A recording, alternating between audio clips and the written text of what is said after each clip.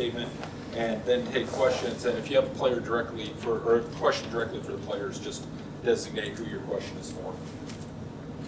Okay, yeah. I mean, obviously, this is a disappointing loss for us at home. We expect to take care of home court better than that, and we gave up, far too many points, particularly there in the first half. And I thought Iowa came in and really shot it well early, and then kind of punched us in the mouth. And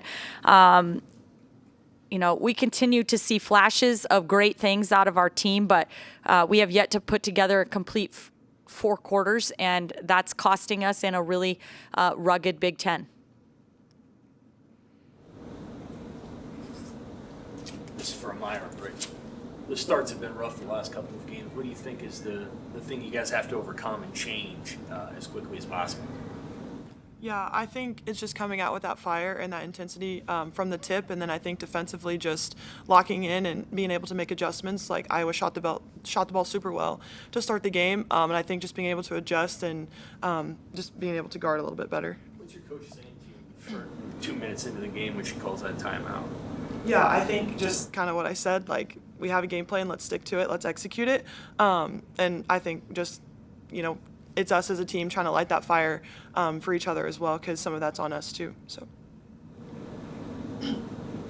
Either of you, excuse me, did the early start contribute to that at all, do you think? No, I mean, we should be ready to play whatever time of day it is, and we've played a few games at 11 before, so there's no excuses. The Hawkeye fans were full effect, full force today. Were those "Let's Go Hawks" chants messing with you guys at all, especially at the end of that first half? No. Coach Williams, what's maybe the message just with, still a decent amount of games left on the schedule, Big Ten tournament, and a chance to make another postseason run? Well, the message really is that none of us sitting in the locker room believe that we have maxed out what we're capable of. And we just feel that frustration that comes from not playing your best basketball yet. But it's also, while that's disappointing and frustrating at times, it's also kind of encouraging, because we know that if we can put everything together and press on the gas here down the stretch, that we have better basketball in front of us. We have the capabilities of beating everybody that remains on our schedule. We have the capabilities of going to make a run in a tournament, but it's going to include every single player on our roster finding a way to kind of just dig deep and find themselves, find their confidence, be able to work together, and be able to play the way that we have in certain stretches for 4 quarters of a ball game. And this is for any of you. In speaking about that confidence, how do you not let what has happened affect future confidence? I think it's leaning into each other, coaches and staff included. Like, we have a great group of girls around us, and I think just being able to lean into each other and know that I have full confidence in all my teammates, and I know that they have the same in me. So just leaning into that and really embracing just kind of the grind of the basketball season and just fully leaning into that. Amy, what are some of those things you think is stopping you from playing up to your capabilities? Well, in the first half, we had 13 turnovers. So that's part of it. I thought that they really kind of capitalized. They made entry passes kind of challenging and difficult. We were not as deceptive as we need to be, being able to enter passes, get the ball where we need it to be able to just execute our offense, but they were able to turn those turnovers into points on the other end. And it's challenging enough to guard teams like Iowa in the half court when you've made a basket and you're able to get back and set your defense. But when you're giving them run out points off turnovers and stuff, it becomes even more challenging. So I think, we challenged our kids at halftime. We had 5 second half turnovers. That's a little better. And obviously when we took care of the ball in the second half, we outscored them in the second half. So, it's something where I think that's a big part of it, is our ability to just, play with the pace we want to play with, but also be deceptive and take care of the basketball and not have 13 turnovers at halftime.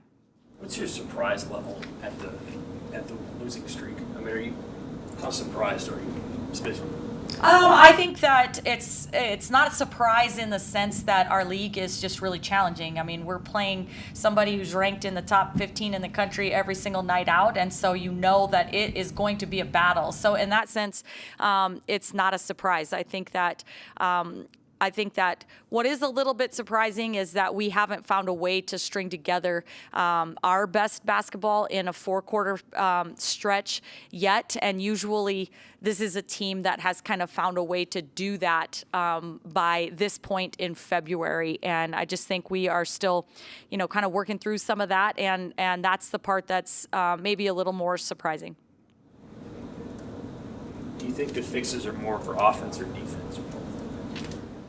Yeah, I think it's just a little bit of both, Sam. It's hard for me to pinpoint. I think obviously we identified offensively just turnovers, but I think, on the defensive end, at one point their post players were shooting like 80% from the floor or something like that. And, we've got to find a way to take a little bit of pride. I think we had a paint touches challenge and, we actually had a few more paint touches, but when they get their paint touches, they're every time capitalizing. And that's something that we've got to find a way to be a little bit better and more disruptive defensively. Do you call for the review on the foul between Maya and Brittany, or did they just do that on the first? We actually had that conversation. Britt is somebody that I trust to play with 2 fouls, and is not that I don't trust Amaya, but that would have been Amaya's 3rd foul, and so in that particular situation, being able to have them put the correct foul on Britt.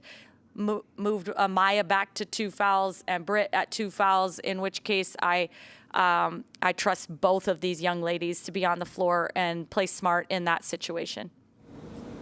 I guess for Britt, just what are your thoughts? You guys have a West Coast trip to important games. Just maybe what's the conversation? Like, obviously, you're trying to get out of this losing streak, but still 3 chances to really finish the season strong.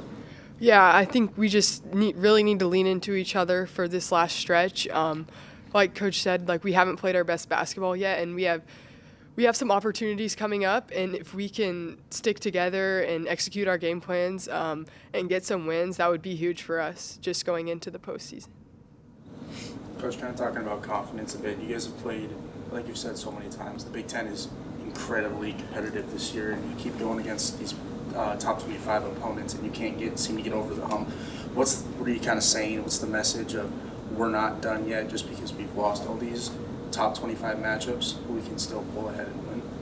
Yeah, I mean, I think the biggest message is we know, we were at Michigan State in a tie ball game with less than a minute to go. We were at Minnesota in a 2-possession game. We were at Iowa in a tie game with 5 minutes to go. We've been in ball games within 1 or 2 possessions of teams, with chances to win games multiple times with teams that are ranked in the top 15 in the country. And so I think that gives us an encouragement to know that we are most capable of competing and playing at that level with those teams. And so, if we can really commit to doing it for 4 quarters and 40 minutes in a ball game, then we feel like we can be competitive with anybody.